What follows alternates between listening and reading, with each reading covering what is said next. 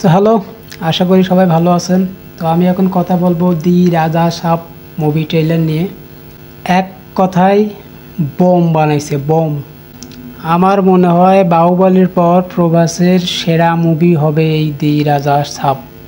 Visuals, VFX, CGI যেটাই বলেন সব কিছুই টপ নচ।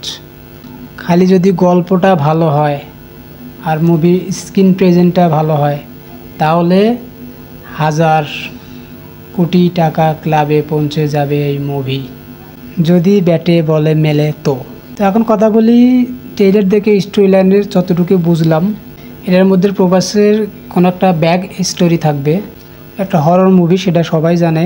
কিন্তু এটা হরর মুভির পাশাপাশি কিছু ফ্যান্টাসি বা মাইথোলজি কিছু ট্রাস্ট দেওয়া আছে এই মুভিটার মধ্যে। এখানে প্রভাসের দুইটা লুক দেখানো হয়েছে, একটা হলো ইয়াং আর একটা হচ্ছে বয়স্ক। আমার যতটুকু মনে হয়েছে, বয়স্ক যে প্রভাসের যে লুকটা দেখেছে এটা হয়তো বা ইয়াং যে প্রভাস আছে এর দাদু হবে।